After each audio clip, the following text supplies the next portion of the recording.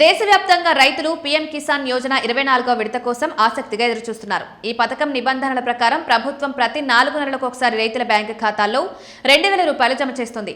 ఇప్పటి వరకు 23 వాయిదాలు విడుదల కావడంతో 24వ వాయిదా తమ ఖాతాల్లో ఎప్పుడు జమ అవుతుందనే దానిపై రైతులు చర్చించుకుంటున్నారు. అయితే ప్రతి రైతుకు దీని గురించి ఖచ్చితమైన, విశ్వసనీయమైన సమాచారం తెలియడం ముఖ్యం. పీఎం కిసాన్ యోజన నిబంధనల ప్రకారం వాయిదాలను ప్రతి 4 నెలలకు ఒకసారి విడుదల చేస్తారు. చివరి వాయిదా అయిన 23వ వాయిదాను జూన్లో విడుదల చేశారు. అందువల్ల తదుపరి వాయిదా అయిన 24వ వాయిదాను అక్టోబర్ నాటికి విడుదల చేసే అవకాశం ఉంది. అయితే ప్రభుత్వం ఇంకా అధికారిక తేదీని ధృవీకరించలేదు.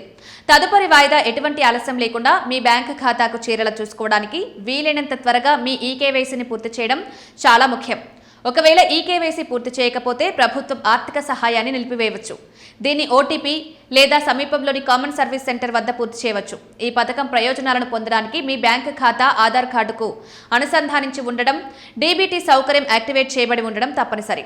బ్యాంకు ఖాతాలో ఏదైనా సాంకేతిక లోపం, పేరులో తేడా ఉంటే డబ్బు పొందడంలో సమస్య ఏర్పడవచ్చు. అందువల్ల సమయానికి బ్యాంకుకు వెళ్లి మీ ఖాతాను తనిఖీ చేసుకోండి. వాయిదా స్థితిని తనిఖీ చేయడానికి మీరు అధికారిక వెబ్సైట్ను సందర్శించవచ్చు.